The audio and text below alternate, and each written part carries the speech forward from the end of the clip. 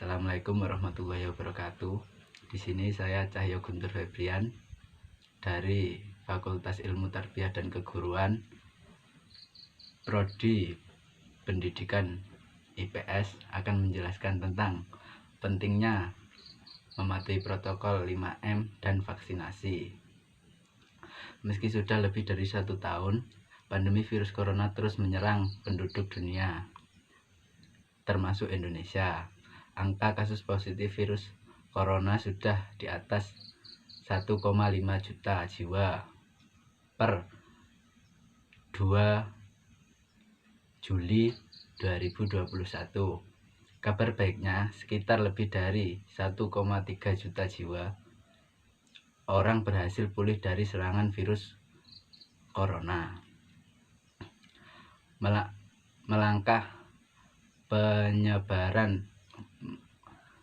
Mengalahkan penyebaran dan penularan virus corona di dunia tidak mudah.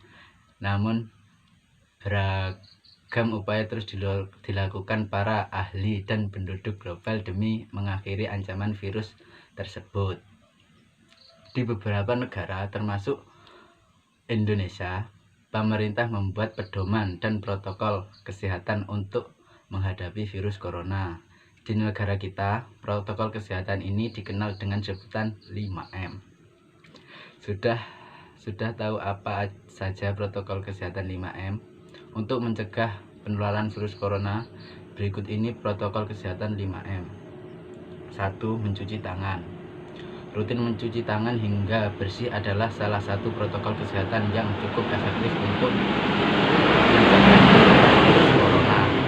Untuk hasil yang maksimal, kamu disarankan untuk mencuci tangan setidaknya selama 20 detik beberapa kali sehari, seperti sebelum memasak atau makan, setelah menggunakan kamar mandi, setelah menutup hidung saat batuk atau bersin. Untuk membunuh virus dan kuman-kuman lainnya, gunakan sabun dan air pembersih tangan dan alkohol setidaknya dengan kadar 60%. Yang kedua, memakai masker. Pada saat awal pandemi virus corona tahun lalu, Organisasi Kesehatan Dunia WHO mengatakan bahwa penggunaan masker hanya untuk orang-orang yang sakit, bukan orang yang sehat. Namun virus corona merajalela hingga saat ini, membuat protokol kesehatan bisa berubah-ubah seiring bergulirnya waktu. Beberapa waktu selang, kebijakan WHO di atas akhirnya mengeluarkan himbauan agar semua orang, baik yang sehat atau sakit, agar selalu menggunakan masker dan saat beraktivitas di luar rumah. Kebijakan WHO ini juga sempat ditegaskan oleh Presiden Joko Widodo. Protokol kesehatan virus corona terkait masker pun semakin digalangkan di beberapa negara lainnya. Menurut CDC, penggunaan masker di dalam rumah perlu dilakukan ketika terdapat anggota keluarga yang terinfeksi virus COVID-19. Terdapat anggota keluarga yang berpotensi terkena COVID-19 karena aktivitas di luar rumah, merasa terjangkit atau mengalami gejala COVID-19.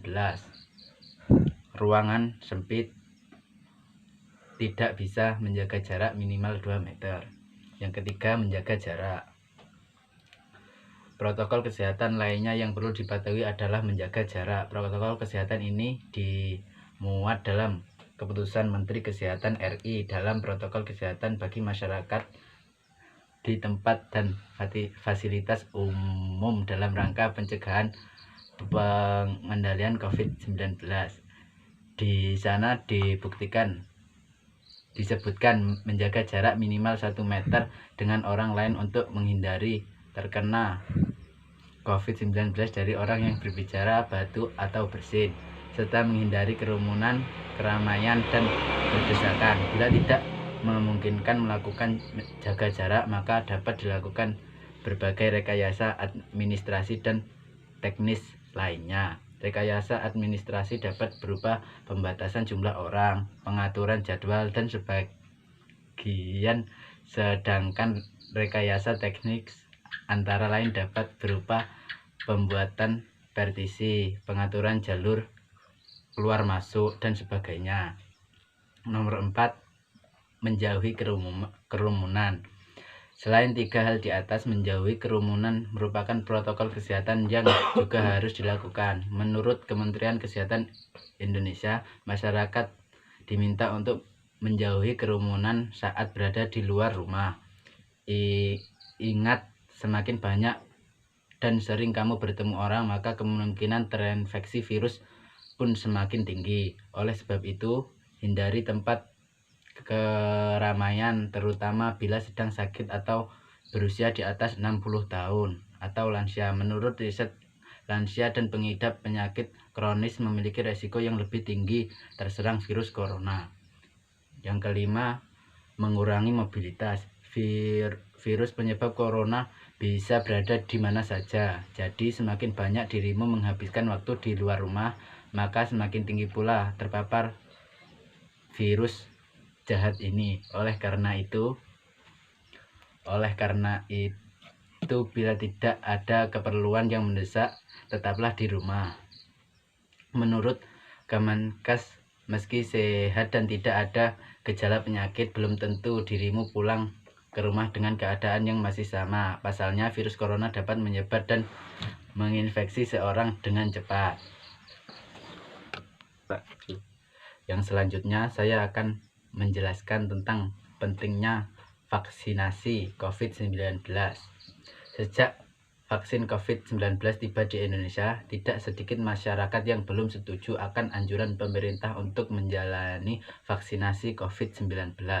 Padahal, pemberian vaksin ini sangatlah penting, bukan hanya untuk melindungi masyarakat dari COVID-19, tetapi juga memulihkan kondisi sosial dan ekonomi negara yang terkena dampak pandemi.